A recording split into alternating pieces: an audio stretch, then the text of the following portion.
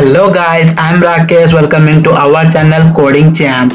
So today I'm back again with a new and fresh video of Coding Champ. तो ये video आपके लिए बहुत ही वैल्यूएबल होने वाला है क्योंकि इस वीडियो में मैं आपको बताने वाला हूँ सी टोकन्स और कीवर्ड्स के बारे में जो कि एकदम बेसिक एंड फंडामेंटल चीजें हैं जो कि सबको आना ही चाहिए। तो सी प्रोग्रामिंग तो बहुत सारे पढ़ते होंगे पर ये वीडियो देखने के बाद आपका फंडा और लॉजिक दोनों ही बिल्कुल क्लियर होने वाला है। तो वीडियो को बिल्कुल ही मिस मत कीजिए और वीडियो के एंड तक बने रहिए। इससे पहले कि मैं वीडियो शुरू करूं, अगर आप चैनल पर नए आए हो तो चैनल को सब्सक्राइब कर दो और बेल आइकन को भी दबा दो। अगर वीडियो पसंद आए तो वीडियो को लाइक कर देना, ठीक है। तो चलिए वीडियो को शुरू करते हैं। आप यहाँ पे देख पा रहे हो प्रोग्राम जो कि है वेलकम टू कोडिंग चैम्प का प्रोग्राम, जो कि मैं पिछले प्रोग्राम में रन करके आपको दिखा दिया था। तो अब आ जाते हैं हम हमारे टोकन्स के ऊपर। तो टोकन्स होते क्या है? Tokens are the basic building block of a program. तो प्रोग्राम का हर एक टुकड़ा उसको ही हम टोकन्स बोलते हैं। तो हर एक टुकड़े को मिला के ही एक प्रोग्राम बनता है। तो वो जो हर एक टुकड़ा होता है उसको ही हम टोकन्स बोलते हैं। तो मैं यहाँ पे ये जो प्रोग्राम लिखा हूँ इसको मैं टुकड़ों में तोड़ देता हूँ। आप देख सकते हो मैं अभी तोड़ रहा हूँ। फिर मैं अभी आपको रन करके भी दिखाऊंगा। आप देख पाओगे कि कोई भी चेंजेस नहीं हो रहा है। मैं यहाँ पे तोड़ दिया, आप देख सकते हो। फिर मैं अभी यहाँ पे रन करके दिखाता हूँ आपको। आप देख सकते हो सेम मैसेज प्रिंट होगा, वेलकम टू कोडिंग चैम्प का मैसेज। यहाँ पे आप देख सकते हो वेलकम टू कोडिंग चैम्प का मैसेज प्रिंट हो रहा है, ठीक है। आप देख सकते हो मतलब तोड़ देने के बाद भी कुछ भी चेंजेस नहीं हो रहा है क्योंकि ये इसको कंबाइन करके प्रोग्राम लिखा गया है। ये प्रिंटर एक टोकन हो गया, ये पैरेंथेसिस हो गया, ये यहाँ पे जो लिखा है ये प्रोग्राम टोकन हो गया, ये सेमीकोलन जो है ये भी एक टोकन हो गया, ठीक है। तो टोकन्स क्या क्या हो सकते हैं? टोकन्स हो सकते हैं, कीवर्ड्स हो सकता है, identifier, string lateral, symbol and constant, ये सब चीजें टोकन्स हो सकते हैं। तो मैं अभी इसको ठीक से लिख लेता हूं फिर से आपको दिखाने के लिए। मैं बस उसको तोड़ा था, मैं अभी ठीक से लिख रहा हूं। हाँ, ये हो गया ठीक से। तो अब आ जाते हैं हम हमारे कीवर्ड्स के ऊपर। तो कीवर्ड्स क्या है?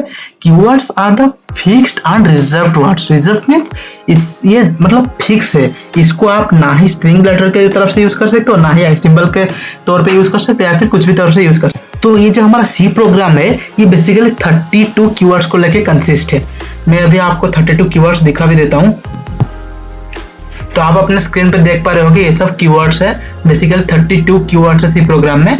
और सी लैंग्वेज इसलिए इजी लैंग्वेज है क्योंकि सिर्फ 32 कीवर्ड्स है इसमें।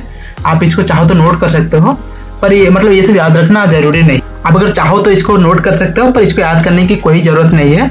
बस मतलब आपको सिर्फ जानना चाहिए कि सी प्रोग्राम में 32 कीवर्ड्स है और ये सब है, ठीक है। तो ये तो हुआ कीवर्ड्स के बारे में। अब हम आ जाते हैं हमारे आइडेंटिफायर की तरफ। तो आइडेंटिफायर क्या है? as the name indicate, identifier is used to identify someone।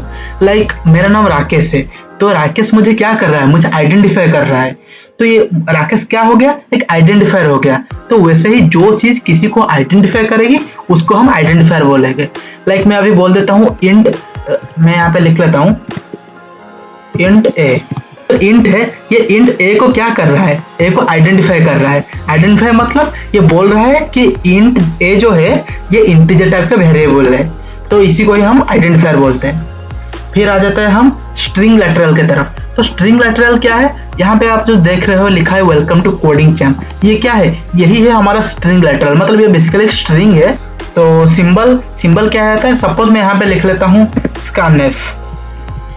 Scanf, फिर पैरेंथेसिस दे दिया, डबल कोट दे दिया। मैं यहाँ पे लिख लेता हूँ %d, फिर यहाँ पे कॉमा लगा देते हैं। मैं लिख लेता हूँ आम्परसेंड ए। तो ये जो आम्परसेंड लिखा ये क्या है? यही है सिंबल। तो ये सब हमारे सिंबल हो गए। फिर आ जाते हैं हम कांस्टेंट की तरफ। कांस्टेंट क्या है? कांस्टेंट मतलब आप अगर ऐसे नॉर्मली बोलोगे तो कांस्टेंट क्या है? Those who have a fixed value, who have a constant value are called as constant. यहाँ पे आप देख सकते हो जीरो क्या है? कांस्टेंट है, इसका वैल्यू चेंज नहीं होने वाला। रिटर्न क्या है? रिटर्न है हमारा कीवर्ड, और जीरो क्या है? कांस्टेंट। तो ये कांस्टेंट कैसे डिक्लेयर करते हैं, कैसे बनते हैं, तो ये सब हम अपकमिंग वीडियोस में देखेंगे, ठीक है। तो वेरिएबल क्या है? Variable are those who don't have a fixed value, means whose value can be vary. So मतलब ये मैं रफली बता रहा हूँ। तो जिसका मतलब कोई फिक्स वैल्यू नहीं होगा उसको हम वेरिएबल बोल सकते हैं। तो टेक्निकल वर्ड में हमारे सी लैंग्वेज में हम इसको कैसे डिफाइन करेंगे? Variables are the name of memory location. तो सपोज मैं यहाँ पे टाइप कर रहा हूँ int a equals to 2 semicolon लगाता हूँ। तो मैं यहाँ पे टाइप किया इंट ए इक्वल टू, मतलब ए जो वेरिएबल मैंने डिक्लेयर किया तो ए वेरिएबल का वैल्यू मैंने दे दिया 2। तो ए का जो वेरिएबल मैंने डिक्लेयर किया था उसका जो वैल्यू 2 दिया, तो ये 2 कहीं पे जाके स्टोर होगा। तो ये जिस भी मेमोरी लोकेशन पे जाके स्टोर होगा उस मेमोरी लोकेशन का नेम क्या है, ए। तो ए क्या हो गया, ए हो गया हमारा वेरिएबल। तो 2 जाके कहाँ पे स्टोर हुआ, मेमोरी लोकेशन पे। तो हमारा जो डेफिनेशन था वेरिएबल का क्या हो गया, variables are the name of memory location. ठीक है, तो अब आ जाते हैं हम वेरिएबल। तो हम बोले क्या है, इसको डिक्लेयर कैसे करना है। एक तो हो गया ऐसा टाइप, आप इसको ऐसे डिक्लेयर कर सकते हो, या फिर मैं फिर से बता देता हूँ और एक तरीका, इंट ए, ये ऐसे डिक्लेयर कर सकते हो। या फिर अगर आपको 2 वेरिएबल डिक्लेयर करना है तो int a comma b semicolon ऐसे डिक्लेयर कर सकते हो। Int a b c d semicolon ऐसे भी डिक्लेयर कर सकते हो। तो ये वेरिएबल डिक्लेयर करने का मतलब क्या है, मतलब आप जब वेरिएबल डिक्लेयर करते हो तो जो कंपाइलर है उसके पास एक मैसेज चला जाता है कि हम इस प्रोग्राम में 4 कीवर्ड यूज करने वाले, 4 वेरिएबल यूज करने वाला है। तो कैसा टाइप का वेरिएबल है, इंटीजर टाइप का वेरिएबल है। तो कंपाइलर के पास ये मैसेज जाता है कि हम जो 4 वेरिएबल यूज करने वाले हैं, ए का नाम ए, फिर बी फिर सी फिर डी, ये चारों वेरिएबल के लिए आप एक स्पेस रिजर्व करके रख लो। तो ए का जो वैल्यू होगा, ए बी सी डी का जो भी वैल्यू होगा वो जाके उस स्पेस में स्टोर हो जाएंगे। ठीक है, तो ये हो गया हमारे वेरिएबल डिक्लेरेशन की तरफ। मैं और एक बताता हूँ, आप ऐसे भी डिक्लेयर कर सकते हो, int a semicolon a equals to 4।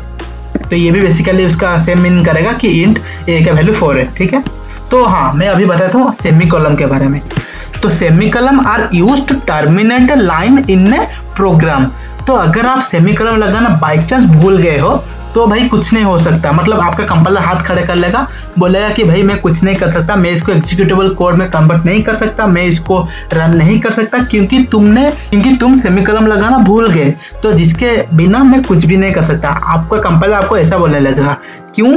क्योंकि जो सेमीकोलन है ये टर्मिनेट करता है एक लाइन को। अगर आप सेमीकोलन नहीं लगाओगे तो आपका कंपाइलर समझ ही नहीं पाएगा आप क्या लिखे हो, तो फिर वो रन कैसे करेगा। ये इतना सा छोटा सा है पर इसका फंक्शन बहुत ही ज्यादा है, कभी भी भूलना मत सेमीकोलन लगाना। ठीक है, तो फिर ये तो हो गया हमारा इंट, मतलब कैसे वेरिएबल को डिक्लेयर करते हैं। तो वेरिएबल मतलब डिक्लेयर करने के लिए क्या क्या मतलब रूल है, तो मैं यहाँ पे लिख के आपको दिखा देता हूँ। तो आपको मतलब जो वेरिएबल डिक्लेयर करना है वो कैसे करना है। तो वेरिएबल टाइप फिर जो नेम है आप नेम देना, फिर सेमीकोलन। ये हो गया कैसे वेरिएबल को आप डिक्लेयर कर सकते हो। ठीक है, तो अगर मैं यहाँ पे सपोज मैं यहाँ पे लिखता हूँ फ्लोट फ्लोट स्पेस, ये हो गया वेरिएबल टाइप, फिर आपको नेम देना होगा, कोई भी नेम दे सकते हो, फिर सेमीकोलन। ये हो गया हमारा परफेक्ट एक वेरिएबल डिक्लेरेशन। ठीक है, तो वेरिएबल को डिक्लेयर करने के लिए कुछ रूल भी है, तो चलिए हम वो रूल लिख लेते हैं। तो रूल क्या है, आप जब भी कोई वेरिएबल को डिक्लेयर कर रहे होते हो वो मतलब अंडरस्कोर में डिक्लेयर कर सकते हो। पहला लेटर अंडरस्कोर हो सकता है, पहला या लेटर हो सकता है, पर नंबर में कभी भी नहीं होगा। तो मैं आपको एक लिख के दिखा देता हूँ। इंट, मैं सपोज ऐसा लिखता हूँ, इंट राकू सेमीकोलन, ये हो सकता है। या फिर आप ऐसे लिख सकते हो, इंट अंडरस्कोर राकू, ऐसा भी लिख सकते हो आप। पर और एक दिखाता हूँ, इंट राकू 92 सेमीकोलन, ऐसा भी लिख सकते हो। पर आप इंट 92 राकू ऐसा कभी आप लिख नहीं सकते। देखो आप यहाँ पे रेड मार्क आ रहा है क्योंकि ये गलत है। आप कभी भी जब वेरिएबल डिक्लेयर कर रहे होते हो नंबर से शुरू नहीं कर सकते, ये इसका रूल है। या फिर आप किसी मतलब अगर डिक्लेयर कर रहे हो इंट किसी स्पेशल कैरेक्टर जैसे @ हो गया या फिर $साइन हो गया, ऐसे भी करके आप अपना मतलब जो वेरिएबल डिक्लेरेशन नहीं कर सकते। ठीक है, तो ये दोनों हमारे रॉन्ग हो जाते हैं। ठीक है, तो ये तो हो गया वेरिएबल्स की तरफ। ठीक है, तो ये तो हो गया हमारे वेरिएबल्स का। तो अभी से हम चलते हैं डाटा टाइप्स की तरफ। मैं यहाँ पे अपना वर्ड फाइल ओपन कर लेता हूँ, डाटा टाइप्स इन सी। तो डाटा टाइप्स होते क्या है, मतलब मैं तब से इंट कर रहा था, तो आप सोच रहे हो कि इंट है क्या। तो इंट एक डाटा टाइप्स है। तो बेसिक डाटा टाइप्स क्या क्या होते हैं, इंट, फ्लोट, कैरेक्टर, डबल। तो इंट जो होता है वो इंटीजर टाइप के लिए है। तो इंट को मतलब हम कैसे डिक्लेयर कर सकते हैं, मैं यहाँ पे लिख के दिखा देता हूँ आपको। इंट स्टैंड्स फॉर इंटीजर, फिर हमारा जो फ्लोट आ जाता है, फ्लोट क्या स्टैंड करता है, फ्लोट जो हमारा डेसिमल नंबर होता है उसके लिए हम फ्लोट यूज़ करते हैं। कैरेक्टर मतलब जो नंबर वगैरह सॉरी लेटर वगैरह जो आता है उसके लिए हम कैरेक्टर यूज़ करते हैं। डबल मतलब जो बड़ा सा मतलब कोई नंबर होगा तो उसके लिए हम डबल यूज़ करते हैं। तो ये हो गया हमारा basic data type. Data types मतलब हम जो भी कोई यहाँ पे सपोज मैं लिख लेता हूँ इंट ए सेमीकोलन। तो मैं जब भी ये लिखता हूँ तो कंपाइलर के पास एक मैसेज चला जाता है कि मैं जो भी मतलब वेरिएबल डिक्लेयर करूंगा, मतलब ए का जो भी वैल्यू दूंगा वो इंटीजर टाइप ही दूंगा, क्योंकि मैं यहाँ पे इंट डिक्लेयर किया हूँ तो इंट ही दूंगा। ठीक है, तो ये हमारा हो गया बेसिक डाटा टाइप्स। फिर क्या आता है derived data types. As the name indicate derived data types means the data types which can be derived from basic data types are called derived data types. तो डिराइव्ड डाटा टाइप्स में क्या किया जाता है, array, पॉइंटर, स्ट्रक्चर, यूनियन, ये सब हम बाद में डिस्कस करेंगे। ठीक है, तो फिर आता है हमारा void data types. Void data types मतलब ये भी हम बाद में डिस्कस कर लेंगे।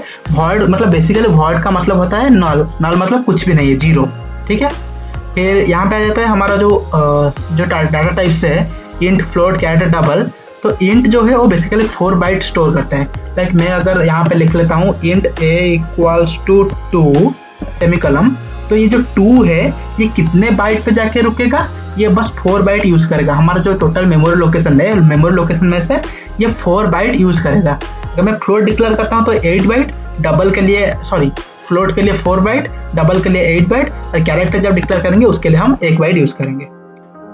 तो आज के वीडियो में मतलब हम इतना रख लेते हैं क्योंकि वीडियो थोड़ा लेंदी हो गया है, पर आई होप आपको मतलब वीडियो समझ में आया होगा, सबको समझ में आया होगा। और हाँ, और एक बात, मैं जो भी पढ़ाता हूँ, जो भी समझाता हूँ आपको, उसका डिटेल नोट और सोर्स कोड मैं दोनों डिस्क्रिप्शन बॉक्स में लिंक डाल के दे दिया हूँ। आप वहीं से जाके मतलब उसको भी रेफरेंस के हिसाब से फॉलो कर सकते हो। तो दोस्तों, अगर वीडियो पसंद आया तो वीडियो को एक लाइक कर देना। अगर आपको लग रहा है कि हाँ इस चैनल में कुछ है, इसको मतलब यहाँ से हम कुछ लर्न कर सकते हैं, तो चैनल को सब्सक्राइब कर दो और बेल आइकन को दबा दो और चैनल को जितना हो सके शेयर करो। ठीक है, तो दोस्तों आज के लिए इतना ही, फिर मिलते हैं नेक्स्ट वीडियो में। Till then take care, bye bye, love you all, जय हिंद।